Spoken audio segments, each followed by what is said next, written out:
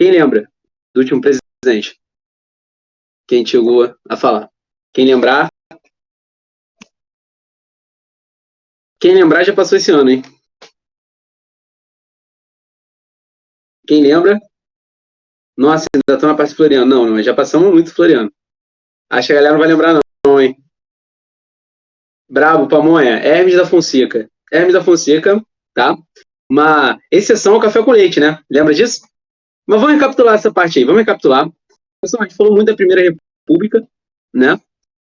Não teve ninguém depois dele. A gente vai falar do cara depois dele agora. Vamos recapitular. Primeira parte, Primeira República, né? Foi um grande período que vai desde 1989, né? Quando a proclamação da República, a 1900, perdão, não, a 1889 a 1930, tá? É um período longo. E na primeira parte, a gente tem o quê? A República da Espada. Até o primeiro presidente ser eleito, né? Até o primeiro presidente civil ser eleito. São dois presidentes, militares na República da Espada. Deodoro da Fonseca, tio, né, do Hermes da Fonseca, Deodoro da Fonseca, e temos quem mais? Podem começar a gravar, tá, pessoal?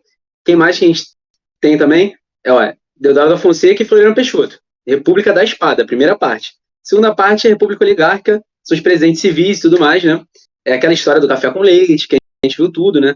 Quem começou, primeiro presidente civil, Prudente Moraes, depois Campos Salles. Não precisa gravar os presidentes, você tem que entender tudo o contexto que aconteceu, né, pessoal? Então, o que a gente falou na última aula foi basicamente como que foi organizado todo esse período, né?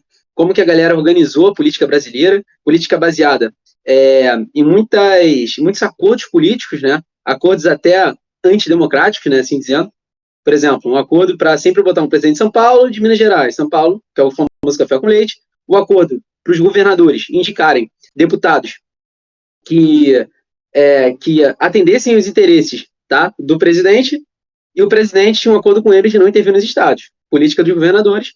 E também, né, a nível municipal, a gente teve o coronelismo, que basicamente forçava as pessoas a votarem, tá? A votarem nos candidatos que favoreciam determinados coronéis, né? Coronéis faziam um acordo, recebiam vantagens, financiamentos de alguns candidatos e obrigavam as pessoas na base da ameaça ou na base de favores. Quando a gente fala de ameaça, a gente está falando de votos de cabresto. Quando a gente está falando de favores, a gente está falando de clientelismo. Não lembre-se desses dois conceitos, são importantes, principalmente voto de cabresto. Clientelismo é importante, que geralmente vem com pegadinha, tá? Nas questões. Mas clientelismo é aquela ajuda, aquele favor para você conseguir um voto num candidato, né? É uma prática que a gente não chama de clientelismo, mas existe até hoje, né? De certa maneira. Né? Aquele candidato famoso por, sei lá, reformar uma rua do bairro onde você mora para conseguir seu voto, por exemplo. Não é uma prática, não dá para dizer que é clientelismo, mas é uma prática análoga ao clientelismo, né? Mas enfim, pessoal, quem perdeu a última aula, só dá uma visitadinha lá, mas foi basicamente isso que a gente falou, tá? Nessa última aula, nessas últimas aulas, né? E a gente terminou falando sobre Hermes da Fonseca, certo, Hermes da Fonseca, tá? Que foi uma exceção à política do café com leite, veio com uma ideia de salvação da pátria, salvar o país, mas na prática, né, foi um governo turbulento, um governo que deixou muito conflituoso, né? Teve várias revoltas, Guerra do Contestado, Canudos foi antes. Revolta do Juazeiro, só problema, cara. Revolta do Juazeiro com Paticício, a gente chegou a falar. Cangaço, né? Tava no auge na época dele, não começou nele, começou um pouco antes, mas tava no auge na época dele. Uma importante também que teve na época dele foi Revolta da Chibata. Então, Cangaço foi no Hermes da Fonseca? Cangaço é um período longo. Cangaço só vai acabar com Vargas, né? Assim, só vai ser finalizado pelo presidente Vargas. Mas, assim, o auge estava no Hermes da Fonseca, tá? Mas Lampião vai tocar o terror muito tempo. Não só no período do Hermes da Fonseca, como até a década de 20, que a gente vai falar agora. Mas beleza, pessoal, vamos que vamos prosseguir. Damos uma recapituladinha. E terminou com o Hermes da Fonseca saindo, tá? Beleza? Depois de um governo muito conturbado e dando retorno ao famoso café com leite, tá, pessoal? Quem assume é Venceslau Braz. Cara, esse governo do Venceslau é tranquilo. É tranquilo porque é o seguinte: esse período te lembra o quê, pessoal? 1914 e 1918. Alguém lembra o que acontece nesse período? No mundo. O que está acontecendo nesse período? Primeira Guerra Mundial. Acabou. Você já entendeu o governo do cara. Se você entendeu isso, você entende como é que vai ser o governo desse senhor aqui, Venceslau Braz. Primeira coisa que, cara, ele finaliza a Guerra do Contestado, tá? Ele dá uma solução final, dá a região do Contestado, beleza? Para Santa Catarina, vai resolver esse problema. Tranquilo, pessoal? De boa? Então ele resolve o Contestado. E aí, qual é a grande questão, pessoal? Primeira Guerra começou, tá? Primeira Guerra começou. E o que acontece é o seguinte: o mundo está em guerra, né? A Primeira Guerra aconteceu na Europa, beleza? A Primeira Guerra aconteceu na Europa. O que acontece com o mercado brasileiro? Brasil, o que acontece com o mercado de café? A galera vai comprar café na guerra? Diminuir, né? Compra de café na guerra. Concorda? E aí, por exemplo, tecelagem, as ferralheiras, né? Metalúrgicas, beleza? Vão fazer o quê? Vão queima de café, então já mais ou menos, tá? Não vai ter muita instituição de queima de café efetivamente no governo do Venceslau Braz, não, tá, Vi? Mas é o seguinte: o que acontece é o seguinte: depois um pouquinho, tá? Com Vargas, a gente vai falar um pouco disso, tá? Dessa queima de café. Vai ser um pouquinho depois da crise de 29, tá? Mas é uma consequência disso. Mas a gente vai falar na próxima aula, quando a gente falar de Vargas. Agora é o seguinte: o que acontece? As indústrias lá da Europa, que produziam tecelagem e o Brasil importava, produziam metalúrgica, prego e tudo mais, o Brasil importava. Como é que vocês acham que vão estar essa indústria? As indústrias não vão estar produzindo metal nem nada, vão estar produzindo arma, farda para militar. Então, assim, elas vão estar ocupadas com a guerra, essas indústrias. Então, as importações brasileiras vão cair. Tudo bem? E o que Venceslau Braz vai fazer? Vai ter que iniciar uma industrialização, tá, pessoal? Uma industrialização no Brasil. É o primeiro surto industrial brasileiro, tá? Como eu falei antes, cara, não teve surto industrial de Mauá. Eu não gosto desse nome, surto industrial de Barão de Mauá, porque não teve uma indústria efetiva. Foi uma preparação, uma modernização do Brasil para a indústria. Lembram do surto de Mauá? Surto industrial de Mauá, que o pessoal chama assim, tá? Mas eu não estou nem vendo sendo cobrado no Enem assim, né? Surto industrial de Mauá. Não foi um surto industrial de fato, entendeu? Não teve industrialização no Brasil naquela época. Teve uma modernização do país, uma preparação para a indústria que acabou não dando certo. Então, assim, o primeiro surto industrial efetivo do Brasil foi com Venceslau Braz. Por quê? A gente era dependente da indústria externa e essa indústria não estava mais mandando produto para a gente, tá? E o que o Venceslau vai fazer? Vai começar a incentivar a industrialização do Brasil, tá? A gente pode dizer que a substituição de... Cara, muita gente vai questionar esse termo, tá? Mas pode aparecer na sua prova. Substituição de importações. Já viram falar disso? Já ouviram falar de substituição de importações? O que é isso? Por exemplo, eu importava uma coisa. Substituir essa importação é o quê? Eu crio uma indústria para substituir a minha importação. Eu crio uma indústria nacional para substituir a minha importação. Sei lá, importava prego. Eu crio uma indústria de prego para substituir a importação. Venceslau Braz inicia um processo de substituição de importação, tá? Mas assim, o pessoal vai dizer, tá? Muita gente vai dizer que a substituição de importação foi com o governo Vargas. Não tá errado, porque eu vou ser sincero com vocês. Aqui teve substituição? Teve, mas foi uma substituição muito leve. A industrialização do Venceslau Braz não deu tanto certo. Por quê? O que um país precisa para se industrializar, galera? Primeiramente, o que o país precisa para iniciar a industrialização? Fala para mim. Money, dinheiro. Precisa de grana. O Brasil tá com dinheiro? Não, tá com crise na economia. O Brasil só exportava café, né? Era o principal produto. Ninguém tá importando café. Então, assim, crise na economia. Outro problema que a gente tem aqui também assim, os países não estão emprestando dinheiro porque eles precisam de dinheiro para a guerra. Eles estão gastando o dinheiro deles na guerra. Então, é até difícil a gente conseguir capital externo. Então, assim, Venceslau Braz não consegue fazer uma industrialização efetiva. Ele tenta. É o primeiro surto. Criam-se indústrias, tá? Mas não são indústrias efetivas, tá? Galera, dá um bizu, tá? Venceslau Braz, muita gente grava com 3 Gs. Porque é o seguinte: o primeiro G foi a guerra. Inclusive, o Brasil vai entrar nessa guerra. Vamos falar desse primeiro G agora, né? A gente já está falando dele, as consequências do Brasil. Mas o Brasil vai entrar na guerra, tá? Brasil importava café Estados Unidos, Europa, Alemanha, inclusive, tá? Só que, assim, alguns navios brasileiros vão receber torpedos de navios alemães, tá? Submarinos alemães, provavelmente, né? Vão receber torpedos de submarinos alemães, vão ser torpedeados, tá bom? Isso no litoral brasileiro.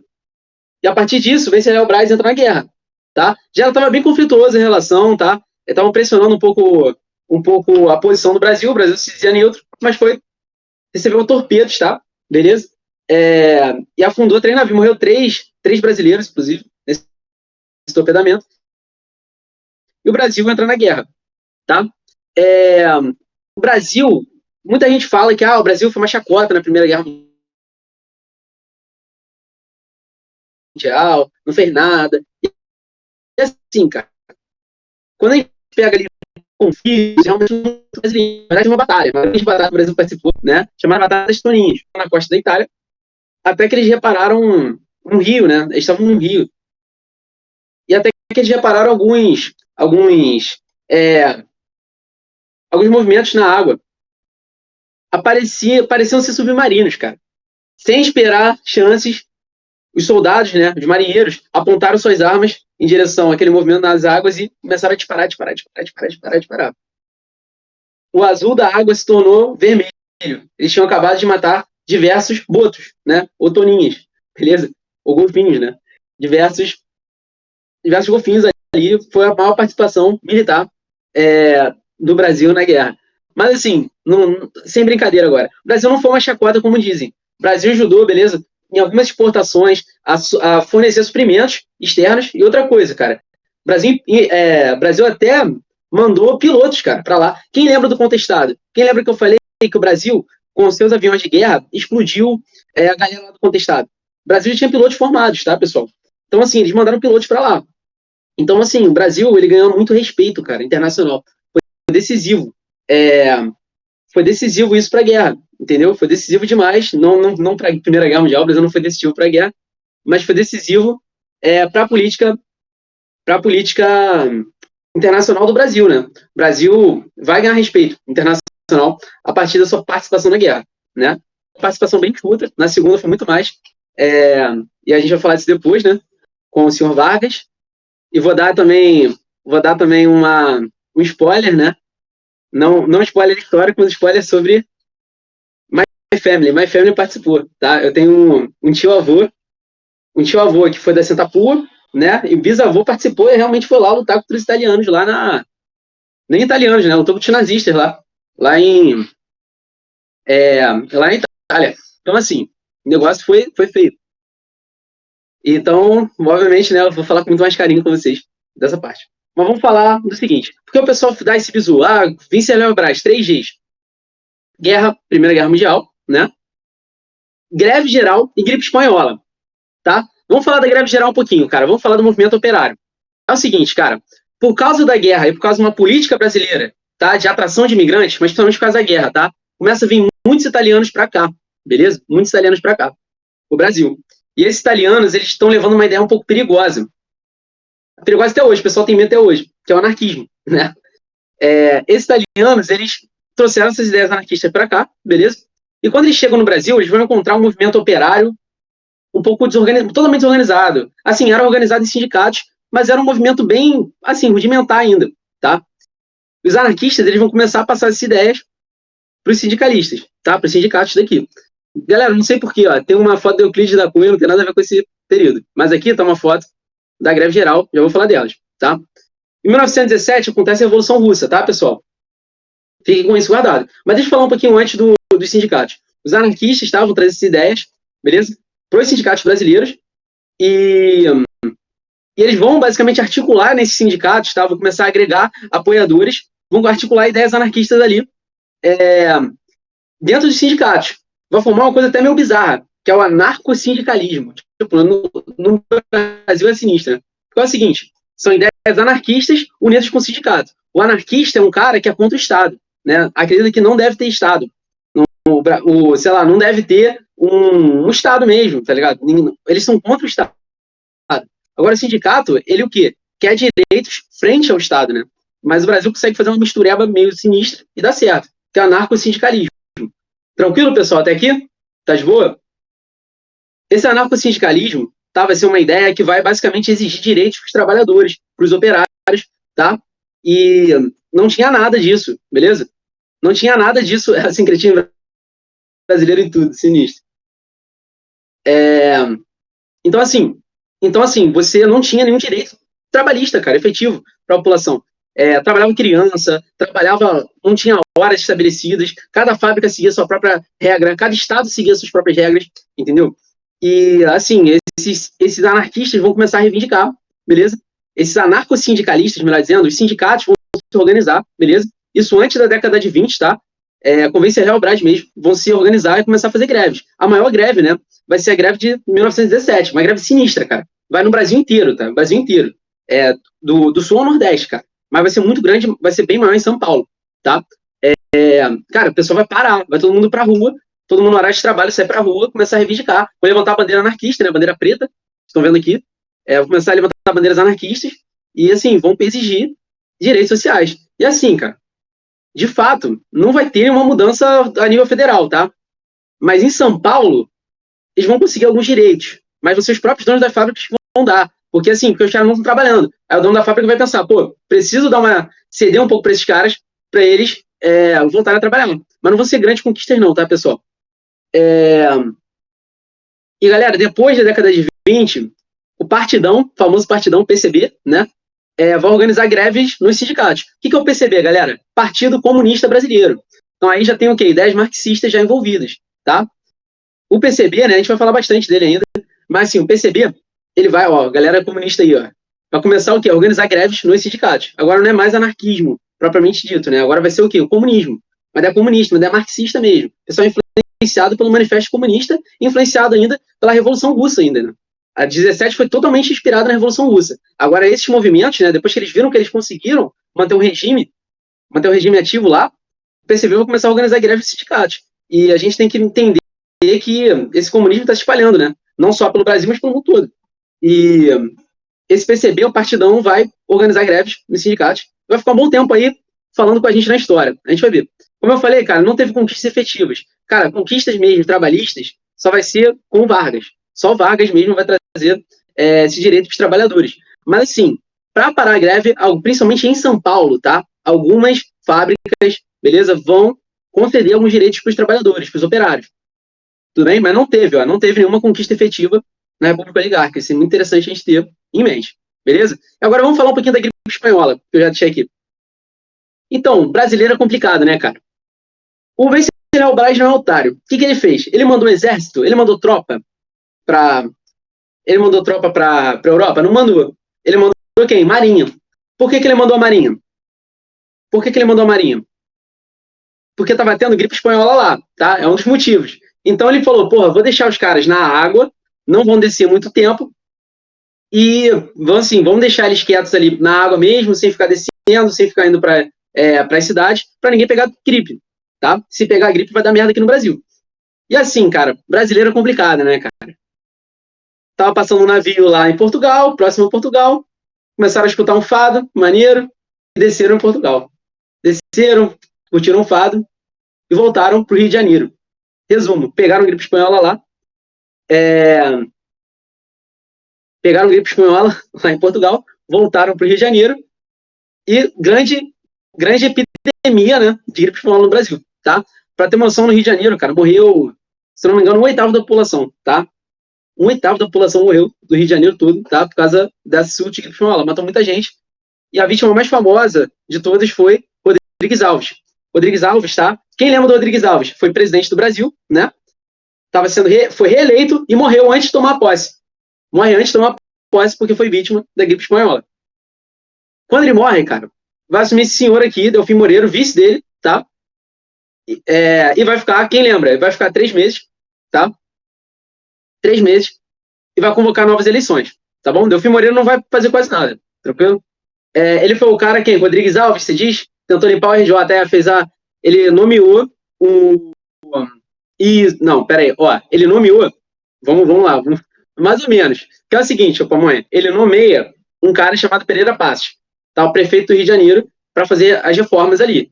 E Pereira Passos vai contratar um médico, tá bom, renomado, pesquisador, Oswaldo Cruz, que vai tentar vacinar todo mundo à força, né?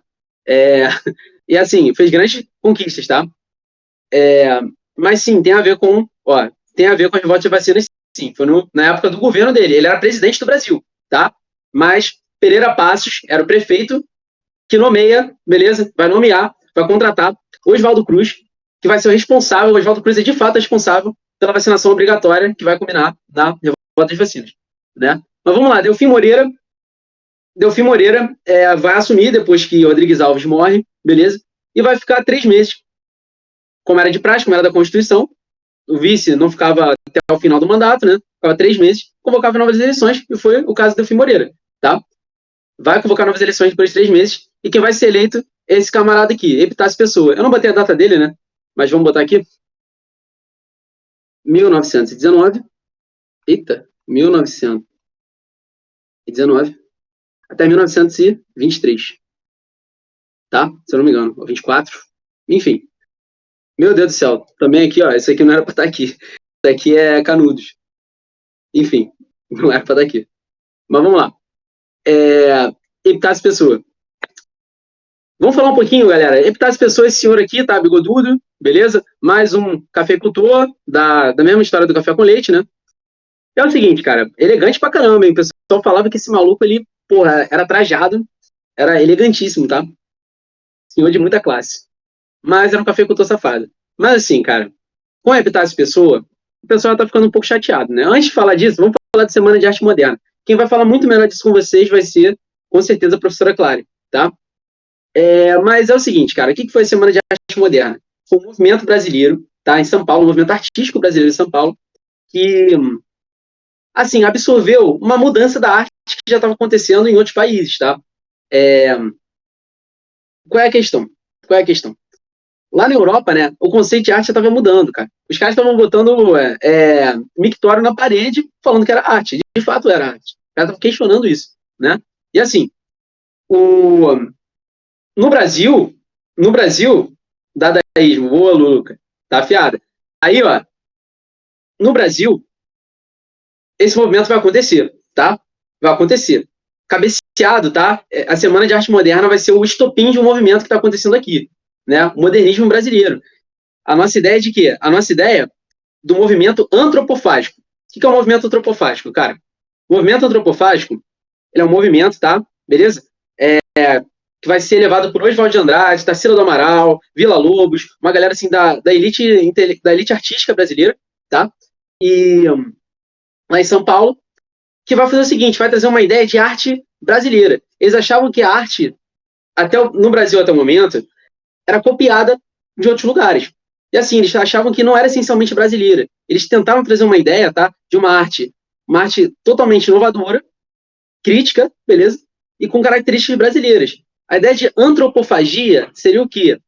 Seria basicamente comer todas as culturas brasileiras, tá? A cultura africana, não africana, né, mas afro-brasileira, a cultura indígena, beleza? A cultura até dos europeus influenciados ali, dos imigrantes e tudo mais, e criar realmente uma arte autêntica do Brasil.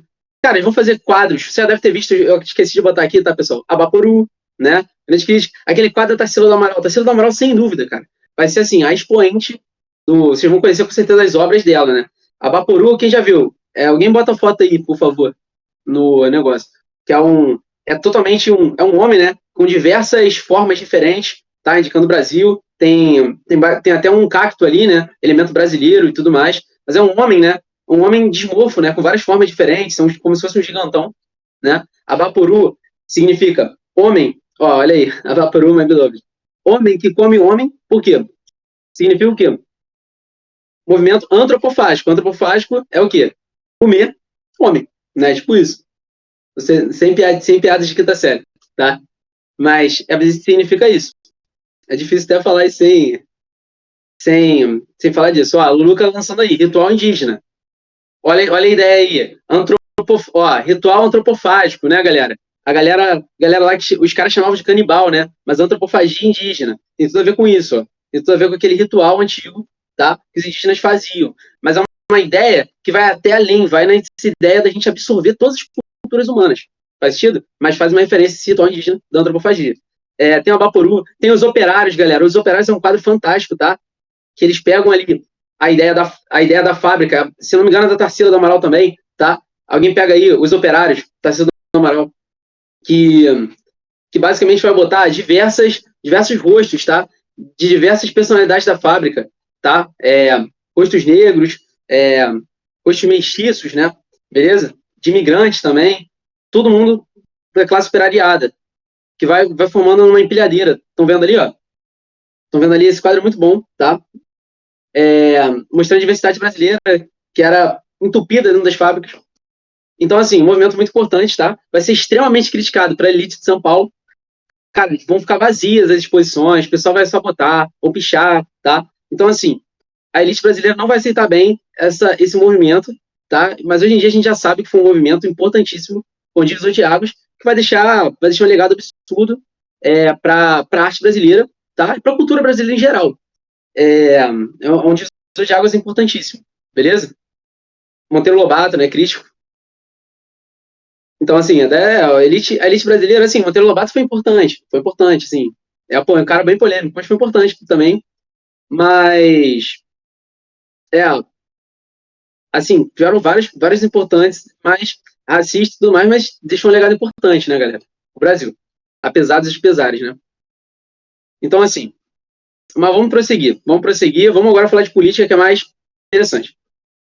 Mas, assim, Semana de Arte Moderna foi importantíssima, tá, galera? Cai muito nas provas de vocês. Quem vai falar muito mais disso exatamente. Mas quem vai falar muito mais disso com vocês é a Clarice, tá? Que vai dedicar uma aula só a isso com vocês. Vai mostrar diversos quadros para vocês, tenho certeza, tá? Então, com vocês vão ter isso com muito mais detalhes, tá? Agora vamos falar de política, que é a parte mais maneira.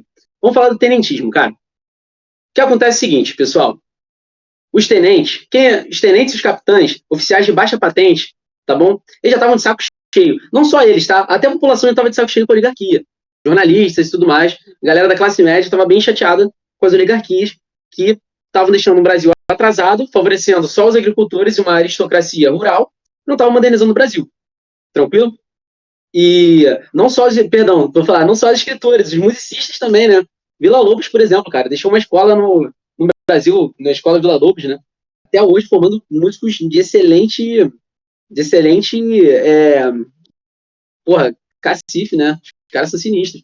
Tem uma amiga minha que estuda lá, meu irmão. Pô, eu sei tocar um violão. Eu fui olhar o que ela estuda, pô, eu falei, meu irmão, isso não é pra mim, não. Porque, assim, o negócio é muito complexo. Quem acha que música é fácil, meu irmão, o negócio é alto nível, hein? É coisa difícil pra caraca. Assim, muito importante pro Brasil, Semana de Arte Moderna, mas não só uma Semana de Arte Moderna, mas um movimento antropofágico, como se soube. Mas, enfim, vamos voltar pra política. Tenentes, capitães, galera, oficiais de baixa patente. Quando a gente fala, muita gente acha que oficial de baixa patente não era ralé. Não era ralé, galera. É oficial, ou seja, era uma galera letrada, era uma galera que sabia ler, uma galera instruída, estudiosa, que estava um pouco bolada não um pouco, mas muito bolada com a oligarquia, tá? Oligarquia no poder. Estavam, de saco cheio dessa história de política, do café com leite, de fraude eleitoral, beleza? Do voto não poder ser secreto, o voto era aberto, então eles sabiam que isso favorecia o coronelismo, tá? O Brasil não estava se modernizando. E assim, tudo isso estava deixando o pessoal muito, muito, muito puto, tá? Os tenentes estavam muito putos. E assim, o que vai acontecer, cara? O que vai acontecer é o seguinte: esses tenentes, esses capitães, tá, que já estavam discutindo isso há um tempo, era uma galera de baixa patente, letrada, que não estava envolvida com a corrupção do governo, tá? Em maioria, né? Não estava envolvida com a corrupção do governo. Começa a debater isso pelos quartéis, pelas escolas, tá? Escolas de guerra, né? Escolas do exército.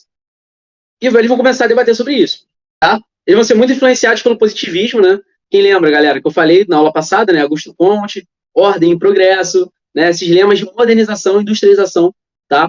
Que estão desde Deodoro da Fonseca, Floriano, influenciando a classe militar brasileira. E cara, eles vão começar a se organizar, tá? Vão começar a conversar, essas ideias vão começar a pipocar na cabeça desses caras, beleza? E assim, o movimento tenentista, infelizmente, é um movimento que não teve muita adesão popular, tá? Eu digo popular, é o quê? Das camadas mais baixas. Porque, assim, eles visavam sim mudanças para as camadas populares. Mas, cara, eles não conseguiam conversar com essa galera tão bem, porque eles eram da classe média. Eles achavam até melhor, cara. Tem até um conceito que a gente fala, beleza? Que é assim, eles achavam melhor pessoal não participar, as camadas populares não participarem desse movimento. Eles achavam que isso ia criar mais problemas do que ajudar. Eles achavam que eles, por serem letrados, por terem um conhecimento, tá? Achavam que, pô, o tenentismo deveria se manter ali na classe média, tá? Teve apoio civil, teve apoio de jornalistas, teve apoio de uma galera, mas, assim, camadas populares, operários, eles deixavam de fora nesse primeiro momento, tá bom, pessoal? No movimento tenentista. Mas, assim, classe média, tenentes, capitães de baixa patente, oficiais de baixa patente, tá? Participando desse movimento. E o primeiro levante do movimento tenentista foram os 18 do Forte, tá, galera? Eu ia botar, não, acho que eu botei aqui, botei, não vou deixar ele agora, não. Então é o seguinte, cara, no final do governo do deputado Pessoa, foi em 23 ou 24, cara, agora não tô lembrando, mas assim, até onde vai o governo dele, eu acho que até 24. Mas assim, no final do governo do deputado Pessoa, ele vai indicar um cara, Arthur Bernardi, a presidência, tá? Arthur Bernardi, política do café com leite, cafeicultor, beleza? É um cara ali do esquema do café com leite. Antes de tomar posse, cara, esse Arthur Bernardi vai criticar os militares do jornal, tá? Não especificamente qualquer militar, ele vai criticar o Hermes da Fonseca, falar que o governo dele foi horrível, foi um governo turbulento, falou algumas verdades no jornal, mas, assim, vai dar uma treta, porque ele vai chamar o jornalista, vai falar tudo que tem para falar, né? Arthur Bernardi, e vai lançar isso no Jornal do Rio. E o Rio vai começar a publicar, vai vir jornalista falar com o Hermes da Fonseca. Pô, Hermes, tu viu o que tá acontecendo ali, cara? Tu viu que Arthur Bernardi tá falando de você, cara? O Hermes da Fonseca vai ler e vai falar, deixa eu falar mais verdade pra esse cara. Fala tudo isso aí, esse cara é um babaca, um fraudador do cacete, é mais um cara do café com leite, e os caralho. E vai começar a relatar tudo isso no jornal. Aí o cara vai começar a escrever, e o jornal publica. Beleza? Só que assim, cara, quando começa essa treta, né, pô, entre um ex-presidente e um candidato a presidente, um cafeicultor e um militar, a galera começa a comprar o jornal igual um louco, né, cara? E assim, Brasil, até hoje, né, é uma fábrica de fake news, né? E o que vai acontecer é que os jornais da época, né, vão começar a criar, cara, cartas fictícias até, cara. Vão começar a postergar a guerra. Começar a falar que o Arthur Bernardes está falando absurdos sobre o Hermes da Fonseca, que o Hermes respondeu de novo. E assim, cara, isso vai começar a inflamar o pessoal do quartel, cara. Uma doideira. Vai começar a inflamar a galera do quartel. Vai ter o quê? Uma espetacularização midiática disso que está acontecendo, dessa treta. O pessoal vai falar, pô, Arthur Bernardes falou essa merda de que vai cortar todos os salários militares, se for preciso, que os militares não sabem governar, militar só serve para guerra, não serve para política. Então, assim, eles vão ler essa parada e os militares, principalmente os capitães, tenentes, vão ficar putaços, tá? Vão ficar muito putos com o que está acontecendo. E assim, cara, isso vai inflamar os quartéis, tá? No Rio de Janeiro todo. Rio de Janeiro todo, todos os quartéis vão começar a se organizar para ter uma revolta. Beleza? E o que vai acontecer, galera, é o seguinte, eles vão descobrir essa informação, tá? Diversos generais vão descobrir essa informação que está acontecendo e vão suprimir, cara. Vão assim falar, ó, vão começar a ligar para os quartéis e falar, ó, vocês estão querendo fazer revolta? Ó, se não, vai ficar todo mundo aqui dentro hoje. Se alguém sair, vai todo mundo preso. Todo mundo que estiver na rua vai estar preso.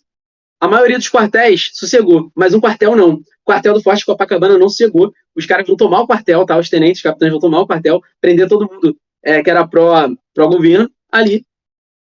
E, cara, os caras vão resistir dentro do Forte de Copacabana, tá? Vão ser os 17 do Forte. Vocês vão entender porque é 18, né? Mas, assim, esses caras vão cercar o Forte de Copacabana, vão ficar dentro do Forte de Copacabana. O governo federal, que tá essa pessoa, né, vai ver o que tá acontecendo e vai mandar, cara, 3 mil soldados, tá bom? Pra reprimir esses caras. Manda 3 mil soldados. 3 mil soldados, eles cercam Copacabana, tá? Vão cercar as ruas de Copacabana. Vão manter o cerco lá. Eles não vão invadir um forte. Vai ser muito difícil invadir um forte, né, galera? Complicado. Então, assim, eles decidiram esperar os caras saírem. E os caras vão sair, cara. Mas eles não vão sair se entregando, não. Eles vão sair todo mundo armado, cara. 17 homens, tá? 17 tenentes vão sair armados em direção às 3 mil tropas federais, cara. Enquanto eles estão andando, cara, esqueci o nome do senhor agora, cara. Enquanto eles estão andando, eles encontram um senhor engenheiro, tá? Esqueci o nome do cara, pô.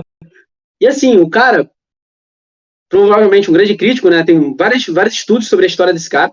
É um cara, assim, parece meio aleatório do nada. Mas, assim, um civil, cara, normal, tava andando de terno, né? Observando a praia de Copacabana. E quando ele viu aqueles 17 homens, ele conversou com os caras e falou: ah, vocês estão contra o o governo, ó, o Peaky Blinders, o pessoal é bravo. Mas ó, vocês estão contra o governo? Porque eu também tô. Me dá um fuzil aí. E os caras, cara, pegaram, tá bom? Me dá um rifle aí, né? Fuzil não. Dá um rifle aí. Aí o cara pegou um rifle, meu irmão, e partiu junto com os caras. E aí foram os 18 do Forte. Alguém pegou o nome do senhor aqui, do civil, dos 18 do Forte? Esqueci o nome do cara, mano. Agora me fugiu. E, ó, e o maluco se destaca, meu irmão. Olha, quem é esse cara? Esse maluco aqui, ó. Peaky Blinder brabo, ó. Olha aqui o cara. Eles vão marchando, cara. Olha que sinistro. É cena Peaky Blinders mesmo. Marchando em direção aos 3.000. O que vocês acham, galera? Eles ganharam ou perderam? Perderam, né, pessoal? Perderam. Se eu não me engano, é esse mesmo, Newton Prado. Agora não vou lembrar o nome do camarada, mas confere aí, me falam aí. Mas é o seguinte, pessoal. Vai todo mundo ser massacrado, tá? Dos 18, só sobrevivem 2. E Eduardo Gomes, Siqueira Campos. Guarda esse Eduardo Gomes, tá? É o Brigadeiro, né? Vocês vão rir um pouquinho com a história desse cara, mas foi um grande personagem brasileiro aí. Eduardo Gomes, guarda esse cara. Perderam, mas foi com muito aura. Foram de arrasta, com uma aura sinistra, tá?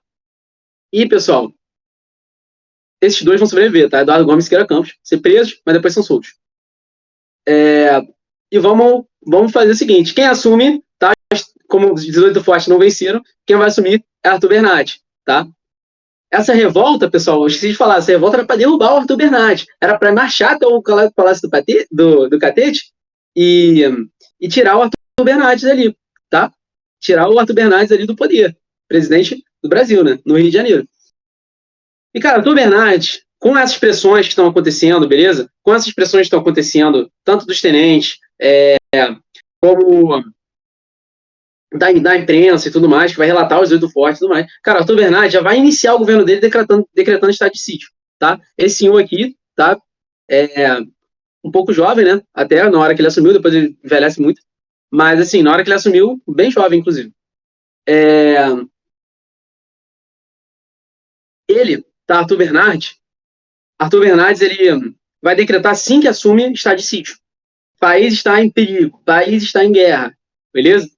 Os tenentes estão ameaçando, os militares estão ameaçando a soberania nacional. Ele não dizia os militares, para ainda ter um apoio com ele, mas ele dizia, isso mesmo, é Otávio Corrêa, isso mesmo. Eu sabia que não era Newton Prado, não, é Otávio Corrêa. Arthur Bernardes, beleza?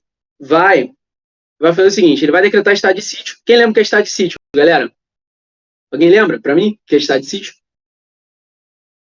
É estado de calamidade pública. O Brasil está em perigo. Então, assim, ele consegue governar muito mais fácil, tá? Muito mais fácil, beleza? Ele não chega a fechar o Congresso, tá? Ó, cuidado, ele não chega a fechar o Congresso, mas ele consegue o quê? Um governo muito mais poderoso, muito mais fácil de organizar, tá? Então, assim, ele não faz uma espécie de ditadura, mas tem muito mais autonomia. Ele não chega a fechar o Congresso não, tá, pessoal? Tá? Ele deixa o Congresso aberto. Mas ele decreta estado de sítio para tentar tomar medidas contra esses caras, beleza? Medidas mais efetivas contra esses caras. E o que acontece é o seguinte, cara. Em 1924, 2 anos depois do governo dele, vai ter uma revolta sinistra lá em São Paulo. Revolta de São Paulo de 1924, tá? Vai ter uma revolta sinistra lá em São Paulo. Assim, eu esqueci de botar uma foto também, pessoal. Mas, cara, se teve 18 aqui, lá deve ter tido mais de 2.000, tá? Foram vários soldados saindo dos quartéis, cara. Caindo no tiro com as tropas federais, cara. Minas mandou tropas contra São Paulo. Foi tipo uma guerra Minas-São Paulo, tá? Então, assim, eles caíram na bala, beleza? Caíram na bala lá. E, assim, eles continuaram resistindo em São Paulo. E o que vai acontecer é que um senhor, tá bom? Militar, se não me engano, tenente na época, tenente-capitão, Luiz Carlos Prestes, tá? Esse cara aqui, já tem cara, né? Já tem cara de quê, galera? Esse camarada aqui. Tem cara de quê já?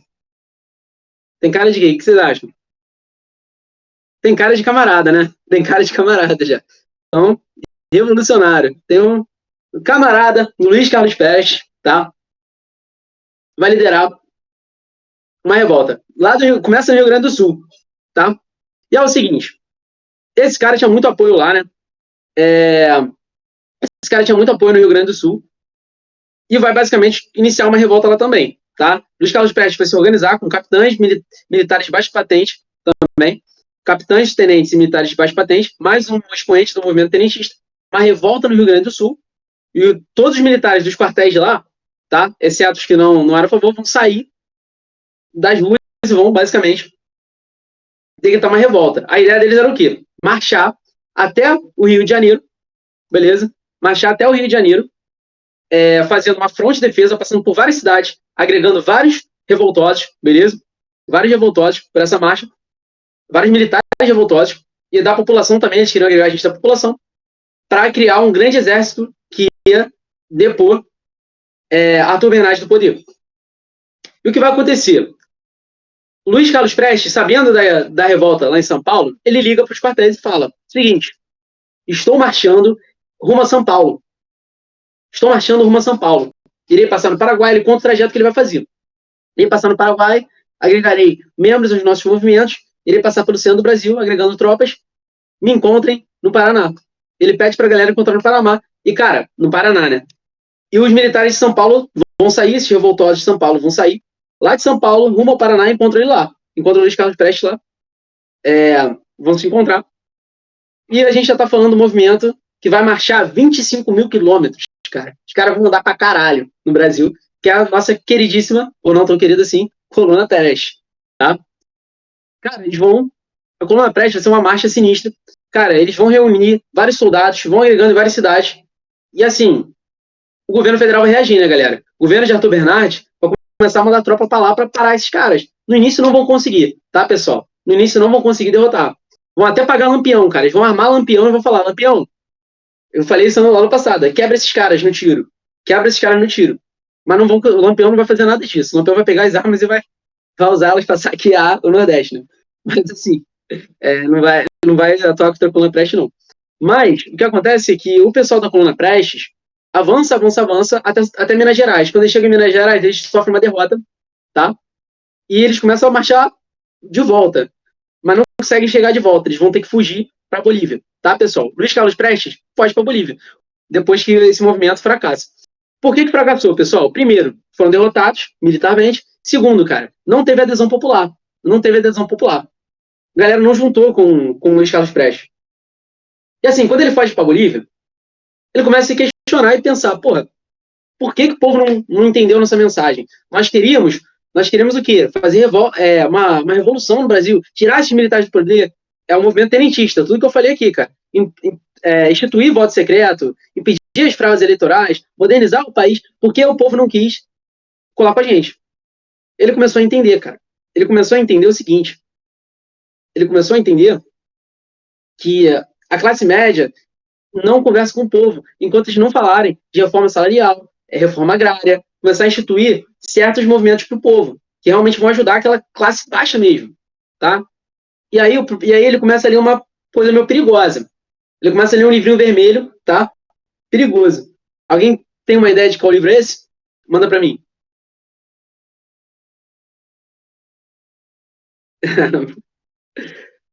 Alguém tem uma ideia do nome do livro? Manifesto Comunista. Ele começa a dar uma listinha no livro perigoso, Manifesto Comunista, e começa a falar: vixe, então é tudo nosso mesmo. Começa a olhar e ler. E, cara, o maluco vai começar a ficar comunista ali, tá? Vai virar um dos maiores comunistas do Brasil, vai até para a União Soviética estudar. Mas ele entende, depois que ele lê esse livro, ele começa a entender que o povo não precisa de uma revolta contra a oligarquia. Precisa de uma revolta contra o capitalismo, contra os burgueses. E assim, ele entende que é por isso que o povo não agregou com ele, tá? Mas ele fica lá na Bolívia estudando, depois vai para a União Soviética. Pessoal, agora, depois do nosso queridíssimo Luiz Carlos Prestes, né? Luiz Carlos Prestes ficou na Bolívia, mas vai voltar para os próximos capítulos, tá, pessoal? Arthur Bernardes sai do poder, tá? Sai do poder, como era de praxe, né? 4 anos. E quem assume é o senhor Washington Luiz, mais conhecido como, tá? O último presidente efetivo do Brasil, tá? Cara, o Washington Luiz teve um governo turbulento, tá? Por vários motivos. Vamos falar de alguns motivos aqui, cara. Pressão do movimento operário. Cara, o movimento operário que eu falei no início da aula estava o quê? Pressionando muito por reformas. Precisa de lei. A gente não tem lei. A fábrica está fazendo o que a gente quer com a gente. Então vão começar mais greves, beleza? Mais revoltas. O pessoal vai até cair na porrada na rua, lá em São Paulo. Então, assim, cara, vou começar a protestar muito. No Rio vai ter greve também. Então, assim, vai ter muita pressão no movimento operário. Pressão dos tenentes, né? Que a gente não precisa nem falar, né? Os tenentes continuam exigindo aberturas, voto secreto, saída mas o mais importante que eles queriam era a saída dos oligarcas, tá? Mas vamos falar do que realmente quebrou o Aston Luiz mesmo. Foi o quê? Foi a quebra da Bolsa de Nova York, cara, em 1929, tá? Já era. Brasil agora, se ele já não estava vendendo na guerra e o mercado cafeicultor começou a voltar, da Europa estava começando a comprar de novo, depois da quebra da Bolsa de Nova York, o Brasil perdeu seu maior comprador de café, que era os Estados Unidos. E assim, vai ser uma crise total no café brasileiro. Essa foi a Grande Depressão, sim. Grande Depressão. E ele vai perder, o Brasil vai perder o maior comprador do país, tá? O maior comprador do país. Vamos falar só de umas curiosidades antes da gente continuar. Mas é o seguinte, o Aston Luiz, tá? Ele vai ser muito importante porque ele vai ser o presidente das rodovias, tá? Ele vai fazer a rodovia Rio-São Paulo, rodovia Washington Luiz, galera do Rio de Janeiro. Quando você conhece o Aston Luiz pela rua, pô, pela estrada que vai do Rio até São Paulo, Rio-São Paulo, né, galera? O Aston Luiz, todo mundo, a galera do Rio deve conhecer o presidente quase da rodovia. Mas ele dizia isso mesmo, ó, se lembra, o governo ficou famoso, ó, governar é abrir estradas, tá? E aqui tem algumas curiosidades, né? Foi sobre a vida dele, mas o mais interessante é o quê? O mais interessante é o seguinte, pessoal. Com essa crise do café, tá? Com essa crise econômica, que aconteceu perto do final do mandato dele, o Aston Luiz tomou uma medida meio complicada, cara. Meio complicada. O Aston Luiz vai fazer o seguinte. O Aston Luiz vai indicar. O Aston Luiz é chapa de São Paulo, tá? Paulista, chapa de São Paulo. Vai indicar um cara de São Paulo. E não um cara de Minas. Ó, o café com leite sendo quebrado. E vai fazer assim, pô, vai deixar Minas puto, né? Porque assim, o certo era o quê? Café com leite. Presidente de São Paulo, digo de Minas, digo de São Paulo. Entendeu? Então ele indica um cara que estava com interesse, que era o interesse de São Paulo. Nosso querido Júlio Prestes. Não tem nada a ver com comunista. Não tem nada a ver com Luiz Carlos Prestes. Júlio Prestes, tá? Outro cara. Esse senhor aqui, tá? Ele vai indicar esse cara para presidência. Vai indicar esse cara para presidência. E assim, qual é a questão, cara? Qual é a questão? Por que ele indica esse cara? Vou explicar. Qual o país mais rico do Brasil naquela época? Até hoje, né? Qual estado, perdão? Qual o estado mais rico do Brasil naquela época? São Paulo, né? Era rico porque vendia muito café, concorda? Vendia muito café, correto? Então, assim, eles sabiam que com a Grande Depressão e tudo mais, cara, se assumir alguém de Minas, vai dar ruim. Porque, assim, Minas não vende tanto café quanto São Paulo. Minas não tem tantos interesses no café quanto São Paulo. Ele sabia que a galera não ia proteger os interesses dos latifundiários. Não iam atender os interesses dos cafeicultores de São Paulo. Então, São Paulo faz o quê? Indica um cara de São Paulo mesmo. E quebra o café com leite. Quando eles quebram o café com leite, e quando o Aston Luiz quebra o café com leite, indicando Júlio Prestes, cara, vai deixar Minas muito bolada, né? Vai deixar Minas muito bolada. E assim, Minas, tranquilo, vai tentar dar um jeito, tá? Minas vai tentar dar um jeito, beleza? Minas, deixa eu ver se eu botei. Eu botei uma fatia dele. Minas vai tentar fazer uma parada. Vai indicar um candidato, tá? Vai indicar um candidato, beleza? Um candidato, sim, importantíssimo, beleza?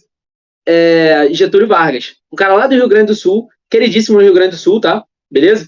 Queridíssimo governador do Rio Grande do Sul. E é o seguinte, esse cara tinha muita influência, tá? Era um cara que tinha uma oratória muito boa, né? Era um cara muito, muito conhecido, beleza? Pelos deputados do país, tá? Foi muito pro Rio de Janeiro, tá? Conversar com os deputados, Getúlio Vargas, fazendo sua carreira política. E assim, Minas indica esse cara. Aí, porra, esse cara é muito influente, Getúlio Vargas, né? O que vai acontecer? O que vai acontecer? São Paulo se preocupa, porque, ó, o Aston Luiz indicou Júlio Prestes. Presta atenção que essa história é meio enrolada. O Aston Luiz indicou Júlio Prestes, beleza? Júlio Prestes, presta atenção que isso é bem enroladinho. Júlio Prestes, tá com medo de Getúlio Vargas ganhar. O que o Júlio Prestes faz? Vai ligar para um cara lá da Paraíba. Qual é o nome do cara da Paraíba? João Pessoa. Liga para João Pessoa, esse senhor aqui, e fala: pô, João Pessoa, vem aqui para minha chapa, cara. Porque é o seguinte, pô, o pessoal lá de Minas a gente quer quebrar o café com leite, a gente favorece aí teu estado e tudo mais. Cara, João Pessoa vai ficar puto, tá? Porque assim, ele tá bolado com esse cara dele ter quebrado o café com leite, dele não ter cumprido, beleza? O praxe político, né? Ele não cumpriu com a política, então ele ficou com medo do Júlio Prestes, ficou achando que esse cara ia ser um traidor. Então ele liga pro Júlio Prestes, uma pessoa, e fala, cara, não vou te apoiar, eu vou negar apoio à tua candidatura, nem vou entrar na tua chapa, nem vou ser vice da tua chapa, beleza? E, e aí, cara, a bandeira da Paraíba muda, a bandeira da Paraíba era vermelho e preto. Agora eles botaram um nego, tá? Ali, não é nego, tá, galera? A galera acha que é nego. Porque o pessoal fala meu nego lá. Cara, fala sério, né, rapaziada? É nego. Porque João Pessoa negou apoio a Júlio Prestes, negou ser vice de Júlio Prestes. Tranquilo? É o famoso nego, que entrou na bandeira da Paraíba. Beleza? Tranquilo? De boas, pessoal? Paraíba, hein? Bandeira da Paraíba. Ele botou um nego ali. Tranquilo? Foi? Não é meu nego, tá, galera? É nego, tá? De João Pessoa. Então é o seguinte. Então, aí que vem a grande questão. Vai ter eleição, beleza? Vai ter eleição. Getúlio Vargas contra Júlio Prestes. Votação. Júlio Prestes mesmo, cara, com a chapa. Ó, vamos lá, João Pessoa, esqueci de falar um detalhe. João Pessoa vai se unir com Getúlio Vargas e vai disputar. E aí, porra, Minas pensa o seguinte, cara, Minas Gerais, maior público eleitoral, beleza? Minas Gerais tem o quê? O maior colégio eleitoral de todos. Se unindo com Paraíba, com o Nordeste, como vice, e unindo o Sul com Getúlio Vargas, acabou, cara. A gente já elegeu Getúlio Vargas, tá? Já elegeu o candidato Getúlio Vargas. Só que, cara, depois da eleição, vão ter um choque, que é o seguinte: quem ganhou não foi Getúlio Vargas, foi Júlio Prestes, cara. Júlio Prestes conseguiu ganhar, o cara de São Paulo ganhou. E assim, cara, o pessoal vai falar, não é possível, cara, tem alguma coisa errada. Vou começar a acusar de fraude eleitoral, vou começar a criticar, beleza? Na imprensa, vão falar, e cara, vai ser um alvoroço, Júlio Prestes não devia ter ganhado, né? E assim, com o tempo foi abafando, e Júlio Prestes, antes de assumir, já vai estar o quê? Usando assim a roupagem de sou o presidente do Brasil, vai para os Estados Unidos como presidente do Brasil e tudo mais, beleza? Ainda não assumiu, não tomou posse, mas já está agindo como presidente do Brasil. E, cara, abafa, né, a situação e tudo mais. Até que, lá na Paraíba, em sua confeitaria, João Pessoa tá ali, lendo o jornal, tomando um café, até que alguém abre sua porta, quando ele olha para trás, ele toma 3 tiros no peito. João Pessoa cai de sua cadeira, ensanguentado. João Pessoa, que é muito influente, não só na Paraíba, como no Nordeste todo, vai virar um luto nacional que acabou de acontecer, cara. E aí começa o polburinho. Porra, quem mandou matar João Pessoa? O maior opositor de Júlio Prestes. Quem será que foi que matou? E, cara, o jornal vai começar a lançar várias histórias sobre isso. Porra, quem foi que matou? E assim, cara, o que acontece é que isso daí, na verdade, não foi Júlio Prestes que mandou matar João Pessoa. Não foi Júlio Prestes que mandou assassinar esse opositor. O que aconteceu foi o seguinte: João Pessoa, ele tinha. Esqueci, inclusive, o nome do camarada, mas ele tinha Acho que é foda, né? Ele tinha um adversário político lá na Paraíba. E, cara, ele mandou espionarem esse cara. Mandou espiões para ver a vida do cara, mover a vida do cara, tá? E assim, descobriram que esse opositor de João Pessoa tinha uma amante, cara. E revelou todo o caso no jornal, tá? Ele mandou esse detetive particular revelar todo o caso no jornal, contar tudo, e falou o nome da amante e tudo mais. E assim, cara, o que aconteceu foi que a amante se matou. A mulher foi que foi de parte do jornal, se matou e tudo mais, né? Muita pressão, né, em cima da mulher. Ela se matou. E foi chamada de vagabunda pelo jornal. Ela se matou depois disso. E, cara, provavelmente quem mandou matar João Pessoa, foi esse adversário político, né? Só que aí o jornal usou para fazer fake news. Falou, não, começou o burburinho. Quem manda matar esse cara? Quem será que foi? Quem é o maior inimigo de João Pessoa? Seria Júlio Prestes, o presidente eleito? O jornal começou a lançar as fake news e o pessoal caiu. E assim, a população caiu, a população começou a ficar... Cara, o pessoal ficou revoltado, começou a comprar essa ideia de fraude eleitoral e aquela insurreição que tinha baixado começa a levantar, tá?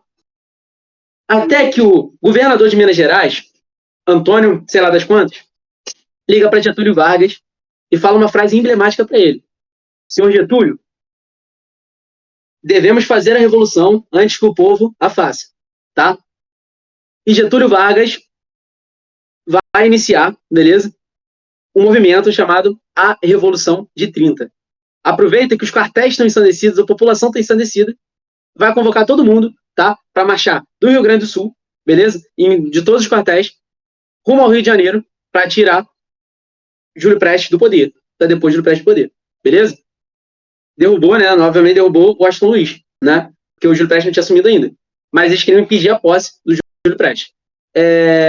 E, cara, marcharam diversos soldados, militares e tudo mais, até que eles chegam no Palácio do Catete, beleza? E aqui, ó, senhor Getúlio Vargas, no Miúca aqui, ó, lá no Palácio do Catete, beleza? Cara, eles amarraram, né?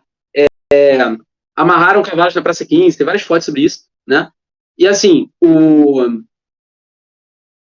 vão basicamente conseguir derrubar o poder, tá? Vão conseguir derrubar o poder e tirar nosso camarada Washington Luiz do poder e impedir a posse de Júlio Prestes. E entra agora no governo um homem, tá? Que talvez tenha sido o maior presidente do país, senhor Getúlio Vargas, tá? E a gente vai falar dessa história na próxima aula. E assim, muito bravo, o cara é sinistro. E entrou para ficar provisoriamente no poder e vai gostar do gostinho da parada. Vai ficar mais tempo do que deveria pela Constituição, né? Enfim, a gente continua essa história na próxima aula. Agora, pessoal, como essa aulinha foi mais curta e tudo mais, eu decidi deixar umas questões para a gente resolver hoje, beleza? De revisão. Vamos dar uns 5 minutos. Cara, porque semana passada foi um tema bem longo, né? Eu tive que adiantar que eu acabei não dando uma aula, né? Eu pulei uma aula. Então, a gente continua a fofoca na próxima aula, tá? Então, continuar a fofoca é bom. Mas agora vai ser a minha aula favorita. Muito boa. A gente continua agora com o senhor Getúlio Vargas. Fica a próxima aula. Aí, cara, o que eu separei? Eu separei questões da República Oligárquica pra gente. Nem a República Oligárquica, a República Velha toda. Desde a República da Espada até a República Oligárquica. Eu não separei, mentira, foi a Bel que separou pra mim. A gente vai fazer aqui na hard, agora na raça. Eu só dei uma olhadinha nas questões, só pra ver. Tem uma questão de Vargas, inclusive, mas vamos fazer aqui na raça. Inclusive, agradecimentos a Bel, não sei se ela tá aqui, mas a Bel que, assim, eu fiz o slide, mas a Bel que enfeitou, né? O slide, porque meu slide é muito mais feio que esse, vocês sabem. Ela deu esse enfeitadinho. Então, gratidão a Bel aí, que deu essa moral. E vamos que vamos fazer as questões. Vamos lá. Pessoal, 2 minutinhos para se fazerem. Eu vou lá pegar uma água enquanto isso, tá? Alguma dúvida da aula para a gente para as questões? Fala comigo. Alguma dúvida, pessoal? Alguma dúvida da aula? Como eu falei, o último ponto que eu vou falar. Cara, não gravem os presidentes, rapaziada. Não precisa ficar nessa noia. Tipo, Epitácio Pessoa. Caraca. Não precisa lembrar, cara. Assim, não precisa gravar esses caras, entendeu? Fazer ordem. Assim, cara. Saibam mais ou menos alguma coisa. Tipo, tem que saber que o primeiro presidente do Brasil foi quem? Teodoro da Fonseca. Tem que saber do Floriano Peixoto. Hermes da Fonseca, eu acho um bom nome para se gravarem, tá? Agora, sim, eu duvido muito, eu acho muito difícil que vai vir uma questão, por exemplo, quem foi Venceslau Braz? Cara, muito difícil cair isso, né, nem? Eu não estou falando que não vai, mas é difícil. Por exemplo, se eles forem abordar Primeira Guerra Mundial, vão abordar o contexto geral. Eu que prefiro fazer dessa maneira, tirar quando presidente por presidente, porque a gente consegue pegar o panorama geral partindo do micro, né? Partindo ali da visão ali do que está acontecendo na época. Mas sim, exatamente, ó. Caiu questão de Primeira Guerra do Brasil. Cara, você já vai lembrar o quê? Venceslau Braz e tudo mais, vai lembrar tudo que aconteceu. Vai ter uma questão de gripe espanhola. Venceslau Braz. Café com leite, Campos Salles. Assim, coronelismo, quem instituiu? Campos Salles. Mas nunca vai cobrar quem foi o presidente que fez o quê. Mas, entendeu? Se preocupem menos com o nome dos presidentes, com a ordem. Eu acho que é até legal para vocês estudarem. Eu gosto muito de estudar assim, cara. Botar em ordem cada coisa, eu gosto. Mas é muito mais interessante, principalmente para a República Oligárquica, você entender o contexto geral. Só que em vez de eu chegar aqui e dar o contexto geral para vocês, eu vou presidente, porque senão fica muito confuso. Vamos lá, rapaziada. Agora eu vou deixar essa questão para vocês, tranquilo? E vamos lá, 2 minutinhos pra resolver enquanto eu pego uma aguinha lá. Boa, Paulo, tamo junto.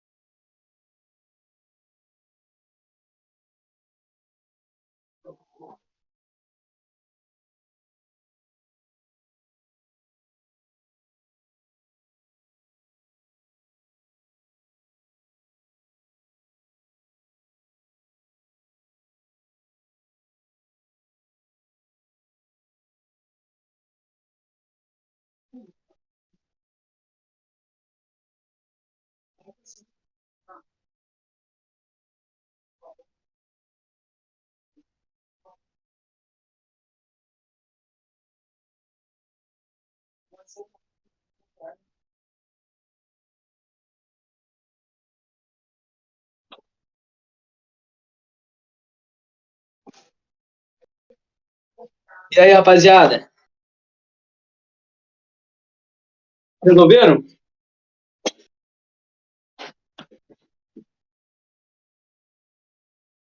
Então vamos que vamos, vamos lá. Vamos lá, vou resolver aqui. Deixa eu ver como é que vocês foram. Tá. Para a caracterização do processo político durante a Primeira República, utiliza-se com frequência a expressão política do café com leite. No entanto, os textos apresentam a seguinte ressalva da sua utilização. Até que ponto, a partir de posturas e interesses... Tá, primeiro, eu sempre esqueço de esmiuçar os comandos. Cara, sempre que tu lê uma questão, esmiuça o comando. Vai primeiro para o comando e esmiuça. Ó, para a caracterização do processo político durante a Primeira República, olha, já está o quê? Está te enquadrando o quê? No período que ele está falando, período histórico que ele está falando, e dando o quê? E dando o contexto, processo político, tá? Tá falando o quê? Vai falar de alguma coisa da política da Primeira República, vamos ver. Utiliza com frequente política do café com leite. Ó, relaciona o quê? Porra, eu lembro, política do café com leite é o quê? É aquele acordo federal, né? De revezamento entre Minas e Rio de Janeiro. Aí ele vai falar o seguinte: no entanto, os textos apresentam o seguinte ressalva a sua utilização. Então, assim, pô, era sempre, ó, a frequência, o quê? Política café com leite, Minas e São Paulo. Mas ele vai apresentar alguma ressalva à utilização desse processo político. E a gente vai ter que identificar isso no texto, tá? Beleza? Que o texto vai apresentar uma ressalva. Até que ponto, a partir de posturas e interesses diversos, as oligarquias paulistas e mineira dominaram a cena política nacional na Primeira República? A união de ambas foi um traço fundamental, mas que não conta toda a história do período. A união foi feita com a predominância de uma ou de outra das duas frações. Com o tempo, surgiram as discussões e um grande desacerto final. O que a gente acabou de falar agora, né? O que é o desacerto final que a gente está falando? Grande desacerto final. O que? A indicação, o Washington Luiz indicou Júlio Prestes, né? Esse foi o grande desacerto final. A imagem de um bem-sucedido acordo café com leite entre São Paulo e Minas, um acordo de alternância de presidência entre os dois estados, não passa de uma idealização de um processo muito mais caótico, cheio de conflitos. profundas divergências políticas colocavam-nos em confronto por causa de diferentes graus de envolvimento no comércio exterior. É porque, galera, São Paulo, o quê? Tinha um foco total na exportação de café, né? Isso já vem o quê? Já vem minando, né? Esse acordo há muito tempo, né? E que não era o mesmo interesse de Minas. Então, assim, muita gente de Minas criticava que a preservação total do comércio de café a qualquer custo, né? Por exemplo, a qualquer custo o comércio de café e não focava nos interesses brasileiros. Então, assim, existia muita crítica a São Paulo quanto a isso. Mas está falando aqui, algumas divergências, né? Que tem. Vamos dar uma lida aqui nas. Então vamos ver quais. Ó. No entanto, os textos apresentam a seguinte ressalva de sua utilização. Vamos lá. A riqueza gerada pelo café dava à oligarquia paulista a prerrogativa de indicar os candidatos à presidência, sem a necessidade de alianças? Claro que não, né, pô? O próprio café com leite é uma aliança, o quê? De São Paulo e Minas, entendeu? Então, assim, não faz sentido a letra A. Mas até, galera, não era só de São Paulo e Minas. Por exemplo, existiam vários acordos com governadores, tá bom, de outros estados. O seguinte, do café com leite ainda é isso. Eu vou fazer aliança com outros estados, vou indicar o cara para o ministério. Lembra que eu falei disso?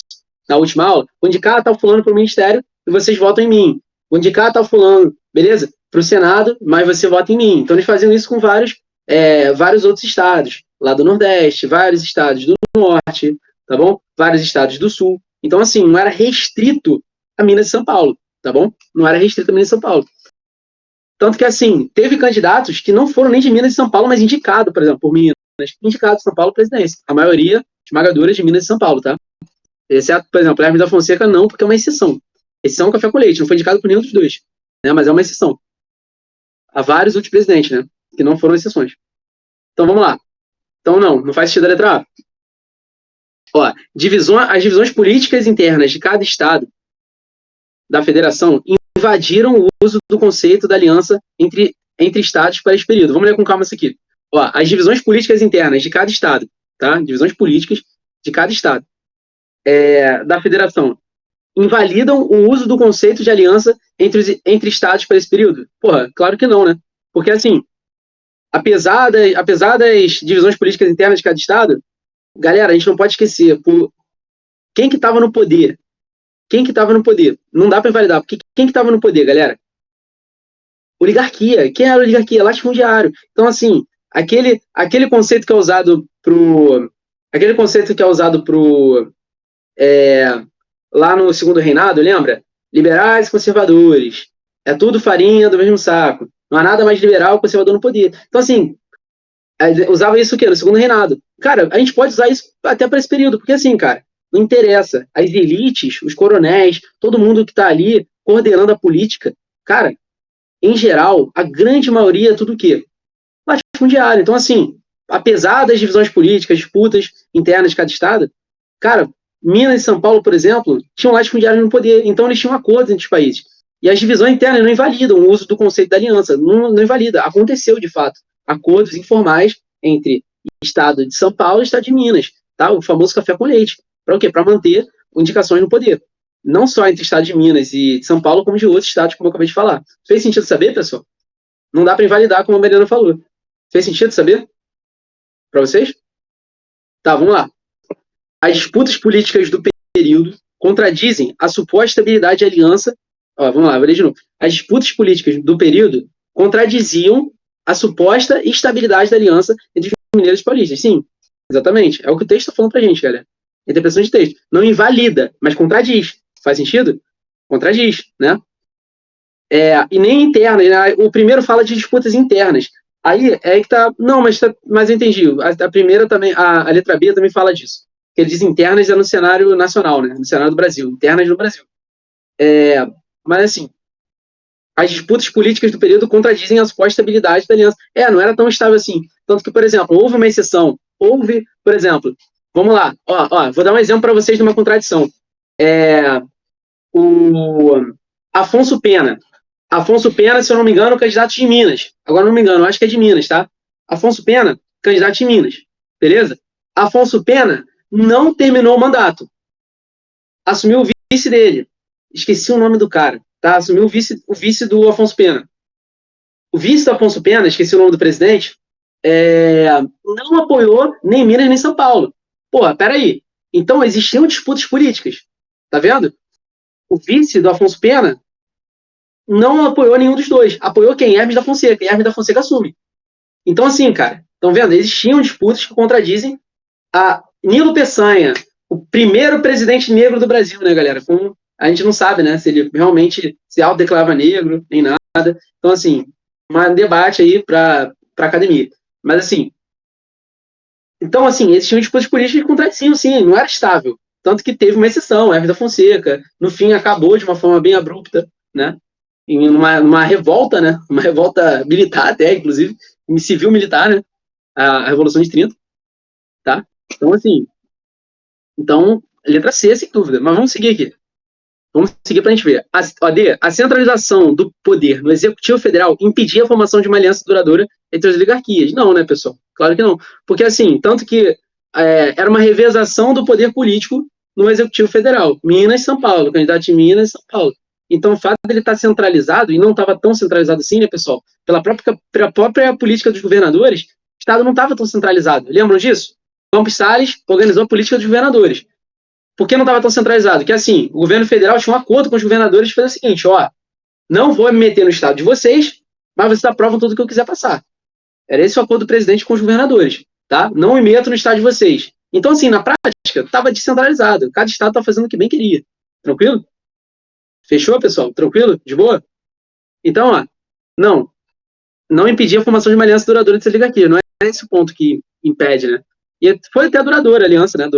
Durou mais de 2 décadas, né?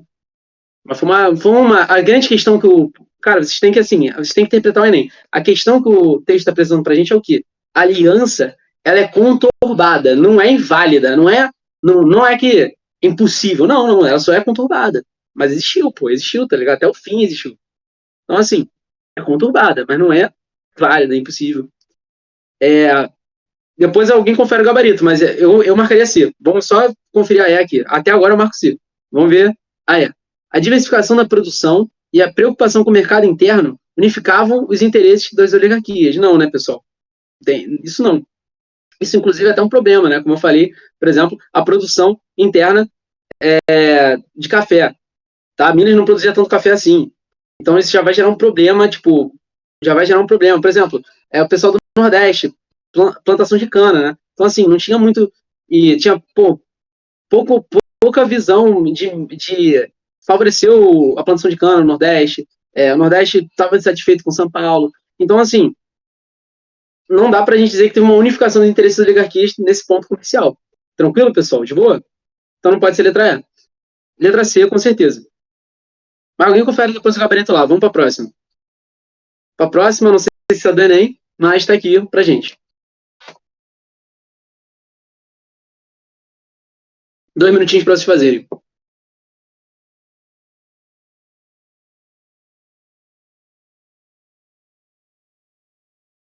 Eu vou fazendo quanto isso também, que eu sou mais rápido.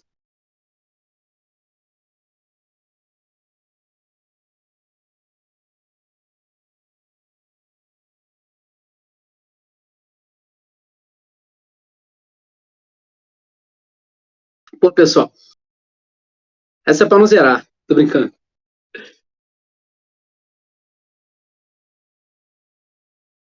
Essa é para não zerar. Brincadeira, pessoal. Pode errar sim.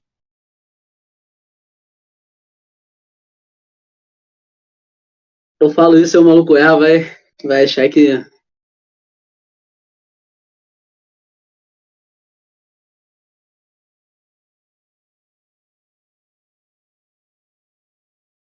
Pessoal, vou fazer mais rápido, tá?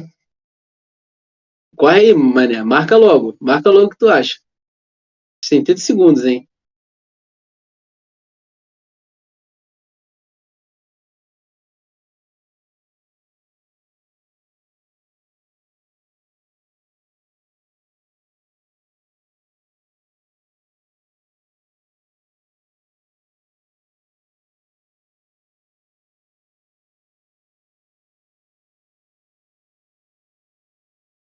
10, 9, 8, 7. Ó, o fiscal vai pegar tua prova. 6, 5, 4, já era. A última questão pra tu marcar a tua resposta. Já era. Pegou a prova antes, cara. Deu mole, mano. Deu mole, pô. Deu mole. Faltou o quê? Faltou 90 ali pra tu marcar, pô. Calma, calma. É, vamos lá, vamos lá. É, vamos lá. Revolta da vacina, 1994. Vou ler primeiro o comando que eu li antes, né? A mobilização analisada representou um alerta, na medida em que a população questionava. A revolta da vacina, que é a mobilização analisada, né? Mostrou claramente o aspecto defensivo, desorganizado e fragmentado da ação popular. Não se negava o Estado, não se reivindicava a participação nas decisões políticas. Defendiam-se valores e direitos considerados acima da intervenção do Estado. Os bestializados.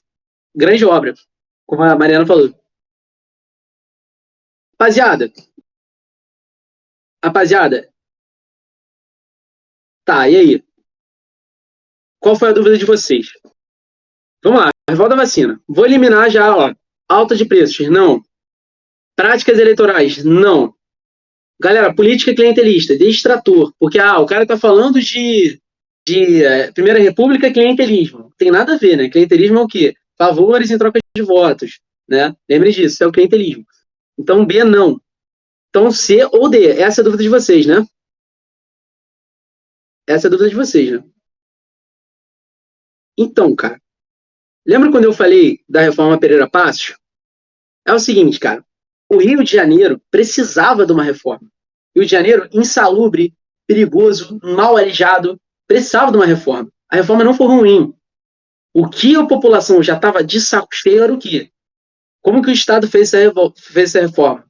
Derrubou cortiço, moradias populares e mandou todo mundo para fora. O cara voltou do trabalho, a casa dele já estava sendo derrubada, pô. Então, assim, o problema não é a reforma, cara. O problema é que o governo está fazendo o que bem quer, da maneira que quer, de forma totalmente autoritária, pô. Né? Então, assim, institui lá a vacinação obrigatória. Cara, revolta a vacina, o estopim foi a vacina, porque nada mais é do que o quê? Uma insatisfação popular crescente por causa do arbítrio governamental. Porque o governo está fazendo o que bem quiser com a população e foda-se, entendeu? Letra D. Com certeza, sem dúvidas. Tá? Assim não é porque o ápice, o problema, a população não questionava a reforma urbana. Não é isso. A população está questionando o quê?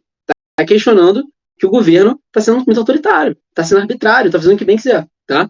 Tá basicamente indo na porta das casas e vacinando a população de forma autocrática, autoritária, pô. Entendeu? E Unicamp, hein, galera? Eita! Essa Bel botou por causa dela, porque ela vou falar não, mas com certeza ela botou por causa dela. Aí, deixa eu só ver se tem mais questões aqui. Parará, tarará. Vou voltar aqui para vocês fazerem. Inclusive, eu vou fazer aqui.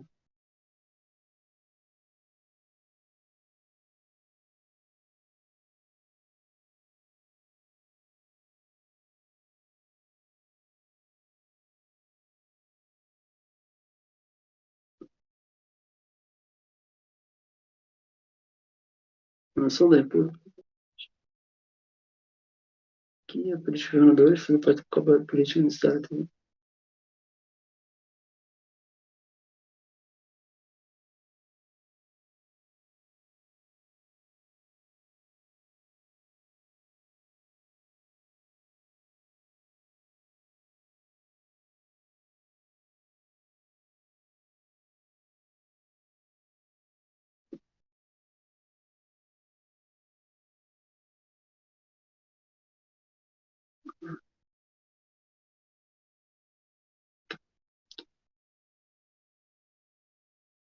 Maldosa questão.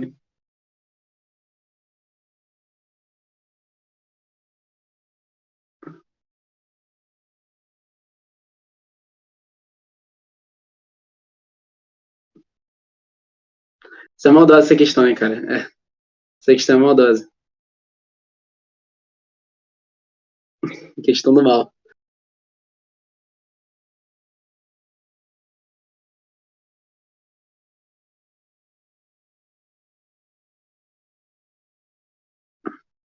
Caraca, essa questão é maldosa mesmo, hein, cara. Achei ela muito do mal, essa questão.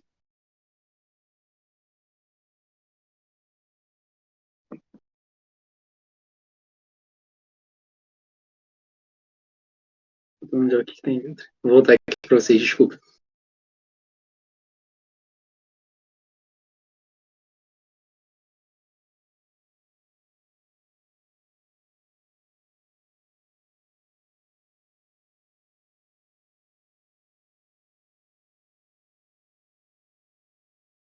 Cara, não vale colar, hein, rapaziada. Vocês colam muito, cara. Tenho certeza aí que tem alguém que. Alguém votou, alguém mudou o voto ali, cara.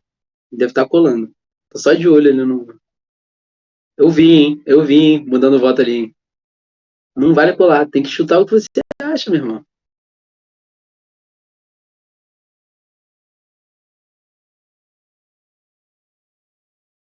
Tranquilo, Lindinho. Mas, ó, para de colar. Não tô falando de tu, não, tá? Tô falando de quem tá colando. Para de colar, cara. Tá? Pô, lá tu não vai colar. Pô, Brainly é complicado, né, galera? Brainly, o cara dá. Tipo assim, vou explicar a questão mais ou menos. É meio. Não dá, não, cara. Não confio muito no Brainly, não. É. Brainly eu acho que é o pior, assim, pra você ver, cara. Se fosse recomendar um, seria. É, cara, tem um site, assim, maneiro pra ver, que é gratuito. É o. Esqueci o nome dele. É AIO, é uma parada assim. Não foi uma propaganda dele, não, mas não conheço nada deles. Só sei que, assim, sempre na dúvida de uma questão, se você não tem banco de dados, vai neles que eles têm resposta de graça. É, Google Lens. Enfim, vamos lá. Vamos lá. Relacionando os termos denunciado à chamada república oligárquica pode ser explicado da seguinte maneira. A denominação de república oligárquica é frequentemente atribuída aos primeiros 40 anos da república no Brasil. Coronelismo, oligarquia e política dos governadores fazem parte do vocabulário político necessário ao entendimento desse período. Tá, então, ó, os termos denunciados, república oligárquica, coronelismo, oligarquia e política dos governadores. Tá relacionando tudo isso para a gente entender. Ele quer o quê? Então, galera, vamos ó, definir bem as coisas.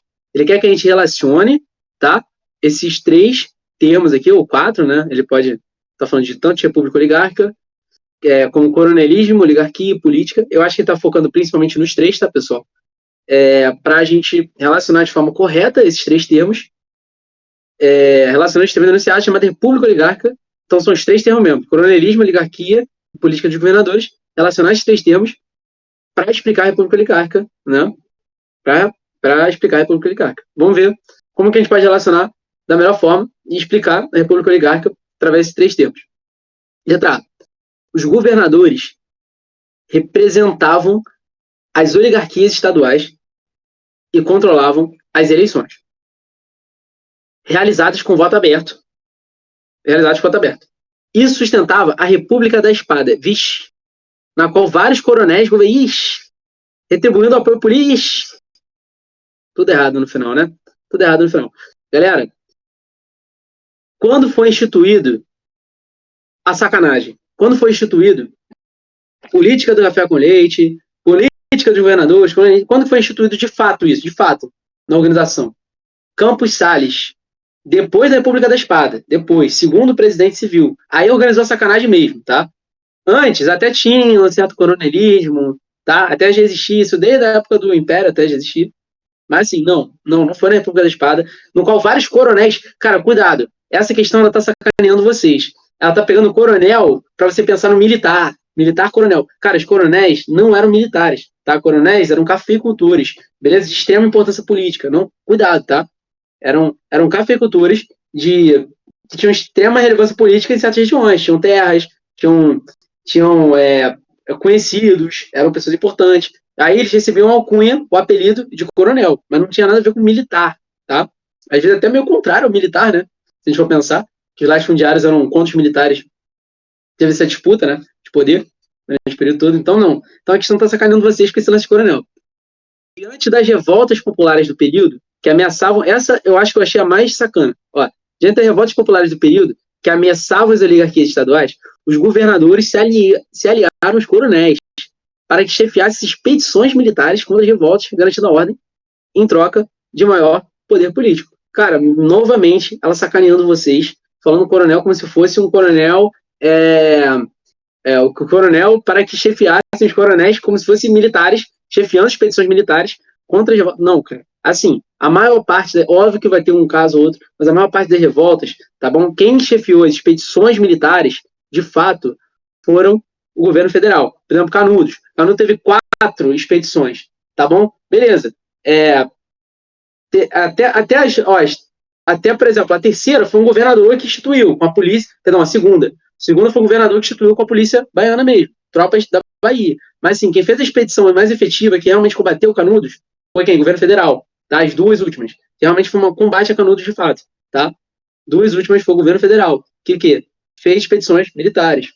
Juazeiro também, Voto de Juazeiro. Então, assim, não, né? Ele tá brincando com vocês com questão de coronel. Coronel, cara, não é um militar, tá? Não é o militar coronel que a gente conhece hoje, né? Então, não. B tá errado por causa disso, mas é a mais traiçoeira, eu achei. C. As oligarquias estaduais se aliavam aos coronéis que detinham poder político nos municípios. Ó, lembra? Coronel, município. E este fraudava as eleições. Sim, fraude eleitoreira. Lembra disso? Bico de pena, degola. Lembra dessa parada que eu expliquei para vocês? Voto de cabresto, voto clientelismo. Isso tudo pode ser estratégia de fraude eleitoral, né, pessoal? O cara agrega voto, criar voto que não existe, né? Bico de pena. Assim, assim, os governadores elegiam candidatos que apoiariam o presidente da República. Perfeito. E este atribuía com recursos do Estado. Ele acabou. Letra C. Letra C não tem nada de errado. Vamos ver a D. Os governadores excluídos da política do café... Já está errado. Ó, governadores excluídos da política do café com leite. Política do café com leite. Nível federal, presidente. Se aliaram às oligarquias nordestinas. A fim de superar São Paulo e Minas... Meu Deus do céu. A fim de superar São Paulo e Minas Gerais. Essas alianças favoreceram uma série de revoltas chefiadas por coronéis que comandavam um bando de agudos. Cara, tá de brincadeira. Né? Tipo assim, essa D é tipo, tu nem viu a matéria, o cara tá te gastando, tá ligado? Tem nada a ver uma coisa com a outra. Galera, ó. Coronelismo, nível municipal. Coronelismo, nível municipal. Política dos governadores, nível estadual. Política do café com leite, federal, tá? Não esqueçam. Presidente, política dos governadores, estado. Café com leite, perdão, coronelismo, município. Não esqueçam disso. Vou deixar aqui 2 minutos para vocês fazerem.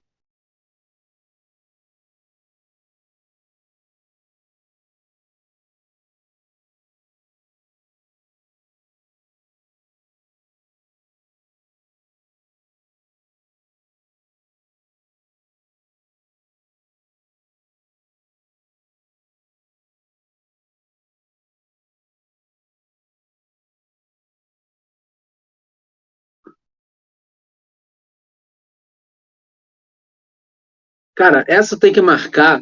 Marca assim, todas você marca sem olhar a resposta. Porque aqui tem que treinar, cara. Se tu ficar roubando, vendo, vou vir aqui para conferir se eu marquei esse. Não, cara, marca o que você vai no feeling agora. Erra aqui. Não erra lá. Pode errar aqui à vontade. Pô, Vi, não esculacha não, pô. Não precisa esculachar.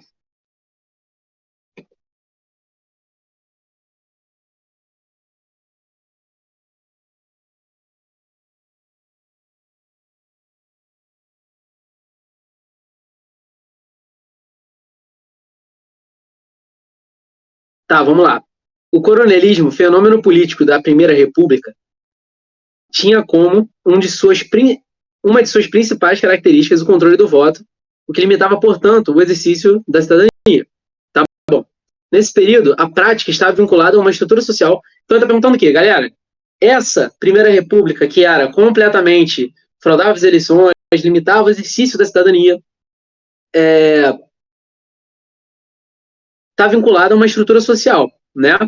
Essa prática do coronelismo, né? Que basicamente fazia todas as características da sociedade, controle de voto, limitar essa cidadania, está vinculada a uma estrutura social.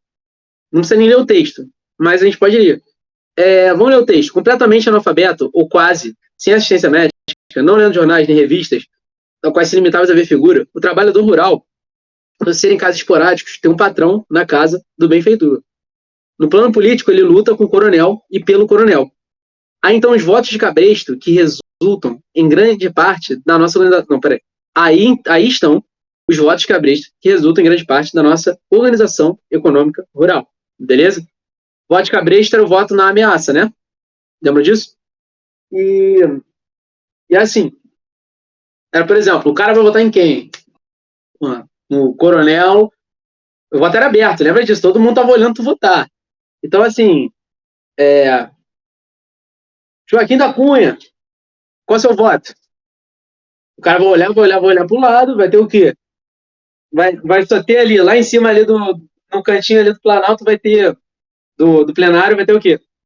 Quatro jagunços ali do coronel, ó, mexendo na arma ali, olhando pro Joaquim.